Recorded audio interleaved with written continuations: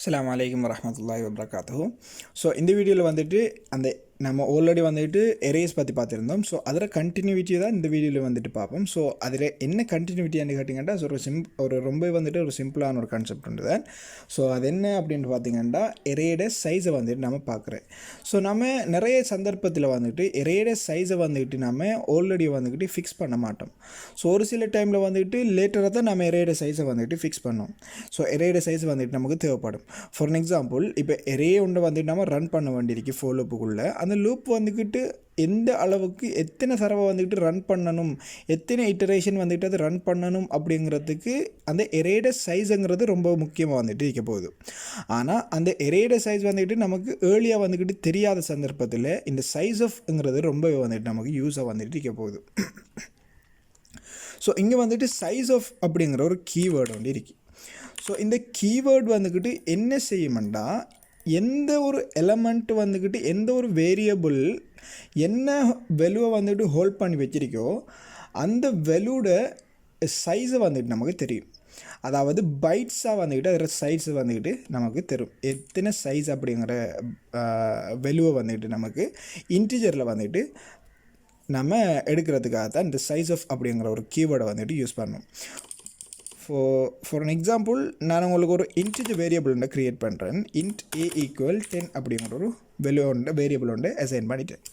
இப்போ சி அவுட்டில் டிரெக்டாக வந்துட்டு என்ன செய்யலாம், நான் சைஸ் ஆஃப்ங்கிறத போட்டுட்டு இப்போ இந்த ப்ராக்கெட்டுக்குள்ளே இந்த ஏங்கிற வேரியபிளை கால் பண்ணிவிட்டு இப்போ நான் இதை ரன் பண்ணேன்டா எனக்கு என்ன நடக்குமெண்டா, இந்த இன்டிஜர் என்கிற வேரியபிள்ற சைஸ் வந்துட்டு என்ன சைஸோ அது வந்துட்டு எனக்கு பைட்ஸில் வந்துட்டு எனக்கு அவுட்புட்டில் வரும். ஸோ இப்போ வந்துட்டு நான் இதை ரன் பண்ணுறேன். ஸோ இங்கே வந்துட்டு பார்த்தீங்கன்னா 4 அப்படிங்கிறது நமக்கு அவுட்புட்டில் வந்துட்டு தந்திருக்கு. ஸோ இந்த 4ங்கிறது என்னென்னா 4 பைட்ஸை வந்துட்டு நமக்கு செல்லுது. ஸோ நமக்கு தெரியும் ஆல்ரெடி வந்துட்டு இன்டிஜர் டேட்டா டைப்பில் சைஸ் வந்துட்டு 4 பைட்ஸ் அப்படின்னு வந்துட்டு படித்தோம். ஸோ பொதுவாக வந்துட்டு நான் உங்கள்கிட்ட எல்லார்ட்டையும் ஒரு விஷயத்தை சொல்லணும். அதாவது இந்த சைஸுங்கிற விஷயம் நம்மளோட ஃபைல் இருக்குது தானே, நம்மளோட கம்பைலர் ஃபைல், அதாவது இந்த ஹெடர் ஃபைலை பேஸ் பண்ணி தான் இந்த சைஸுங்கிற விஷயம் வந்துக்கிட்டு டிஃபர் ஆகும். இப்போ ஒவ்வொரு எந்த பிசியில் எந்த கம்ப்யூட்டரில் வந்துட்டு என்ன சைஸ் இருக்கோ, இன்டிஜருக்கோ இல்லாட்டி ஸ்ட்ரிங்குக்கோ என்ன சைஸ் இருக்கோ அதே தான் உங்களோட கம்ப்யூட்டர்லேயும் வந்துட்டு இருக்கணும் அப்படிங்கிறது இல்லை. ஸோ உங்களோட கம்ப்யூட்டர் வந்துட்டு 32 பிட் சிஸ்டமாக இருக்குமாண்டா உங்களுக்கு டிஃபர் ஆகலாம். உங்களோட சிஸ்டம் வந்துக்கிட்டு 64 பிட்ஸாக இருக்குமாண்டா உங்களோட இந்த சைஸ் ஆஃப் டேட்டா டைப் வந்துக்கிட்டு டிஃபர் ஆகலாம். ஸோ ஒவ்வொரு மிஷினுக்கு மேற்ப வந்துக்கிட்டு இந்த ஹெடர் ஃபைலுக்கு மேற்ப ஒவ்வொரு சைஸ் வந்துட்டு டேட்டா டைப்போட சைஸ் வந்துட்டு டிஃபர் ஆகும். ஆனால் ஸ்டாண்டர்டாக வந்துக்கிட்டு இப்படியான சைஸை வந்துக்கிட்டு ஃபாலோ பண்ணுவோம், அவ்வளோதான் விஷயம். ஆனால் இந்த சைஸ் தான் வரணும் அப்படிங்கிறது இல்லை.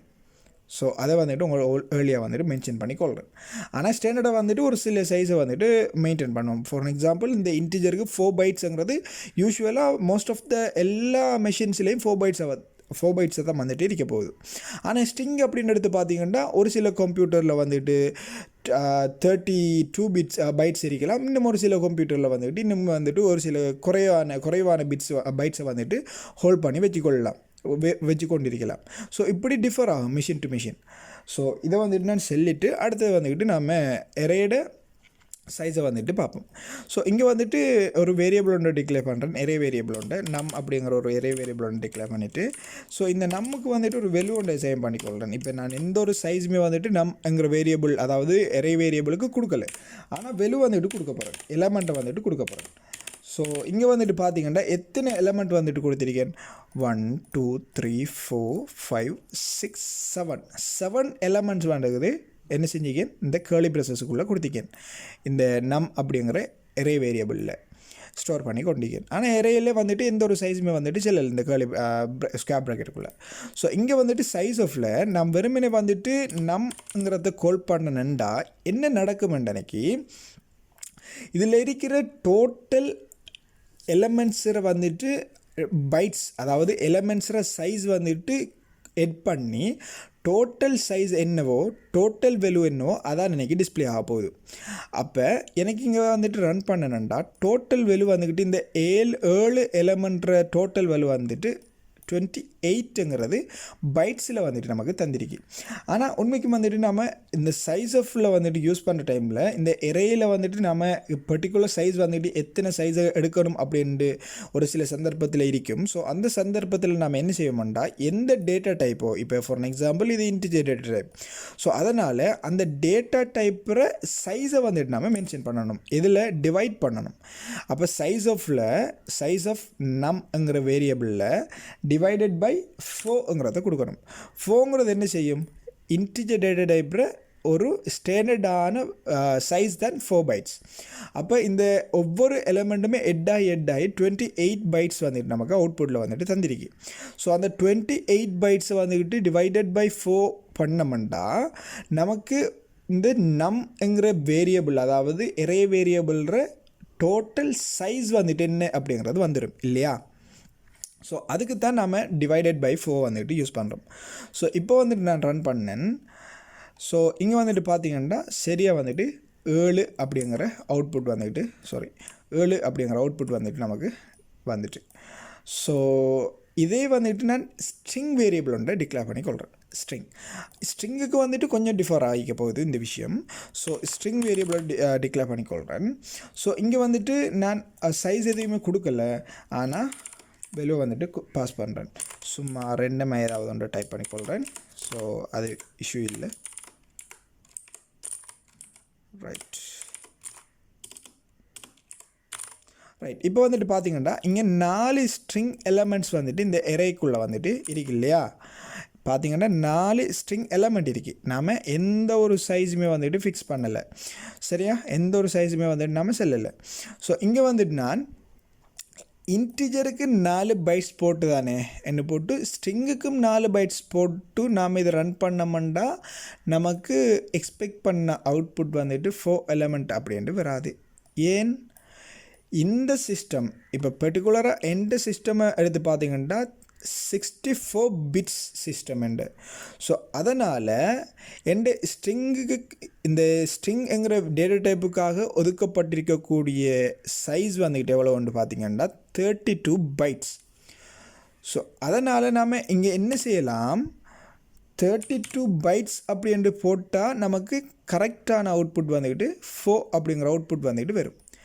அப்படியும் இல்லை, உங்களுக்கு எத்தனை பிட்ஸ் சிஸ்டம் அப்படின்ட்டு தெரியாத சந்தர்ப்பத்தில் நீங்கள் யூஸ்வலாக வந்துட்டு இப்படி செஞ்சு கொள்ளலாம்.